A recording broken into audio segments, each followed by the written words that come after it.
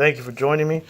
Before I get into the video, I'd like to say that this video, nor myself, am partnered, sponsored, or in any way funded by the names and brands that you hear and see today. This here is being recorded by myself and will be posted from my Samsung Galaxy S8 Plus, so I apologize ahead of time for any audio or visual issues that may happen.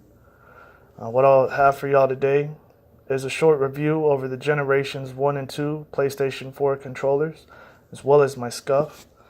I won't be going into much detail on the Generations 1 and 2 controllers, as those are standard issue to the PlayStation 4 system, and we've all used them. The Generation 1 controller, available colors came on a black back. The sticks, the Dpad, the face buttons, as well as the L's and R's were black. There was no light bar at the top for the touchpad. I had this one here for about a year and a half before the left stick gave out on me and some of the face buttons started sticking. It was the second controller to my first PlayStation 4, and then it carried over to my current PlayStation 4 Pro. I no longer use this since it's given out. The PlayStation 4 Pro came out in November of 2016. That's when I got this. This here is the standard issue to that system, and as far as I can tell, it is the current controller issued with all PlayStation 4 systems at this time. The available colors come on a matching color back. Black on black, blue on blue, green on green, and so on. I'll be able to kind of give an example of that in a bit. As you can see, the sticks, the D-pad, the face buttons, to include the L's and R's, are now gray. They did add a light bar to the touchpad here that reflects the same as the one on the back. Whatever was faulty in the Generation 1 controller was definitely fixed with the Generation 2. Since owning this one here, I haven't had any issues. But after using this one here for a few months with just the charging cable and sitting uncomfortably close to the TV, what I did was get this controller here. Towards the end of last year, this one was specifically sold at Walmart. They had a clear one for GameStop and a red one for Best Buy.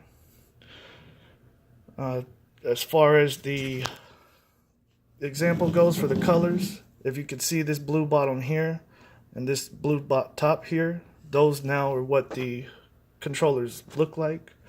And as I said, blue on blue, green on green.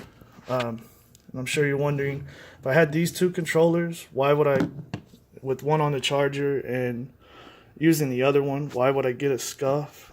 Well, I was simply just looking for a controller that didn't give out the same way as my Generation 1, and I wasn't wanting to shell out $60 for every replacement.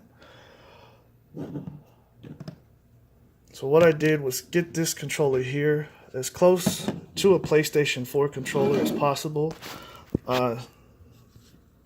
with just the basic customization stuff done.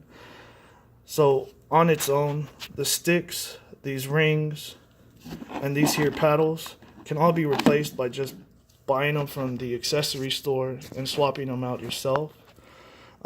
Without the paddle remapping, the default is the left paddle is X, the right paddle is circle.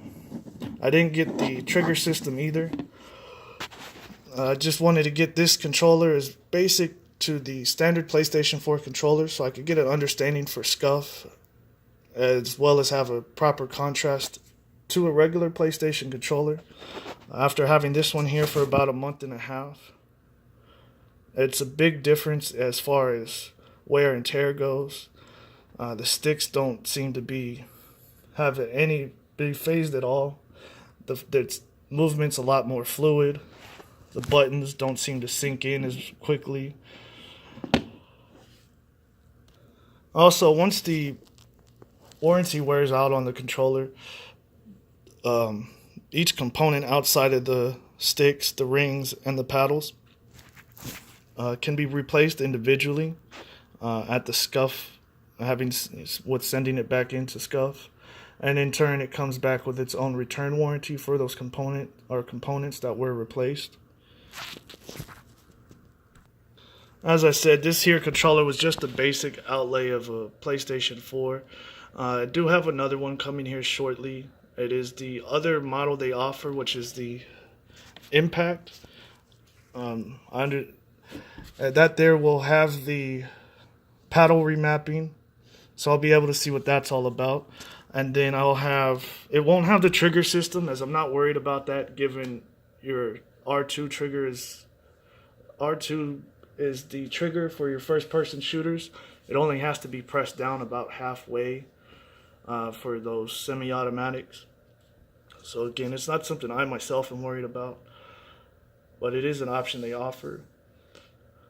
For my next video, what I'll do is go over the swapping out of the sticks and the paddles, if I have an extra set of hands. But I will definitely do the unboxing of my new one. Thank y'all for watching. Give me a moment to go ahead and get everything set up for what it is that you saw, and we'll go ahead and close it out. I do appreciate y'all for watching again. Leave a like, definitely comment, let me know what y'all thought, what I didn't answer, what more information I can provide. Y'all have a great day.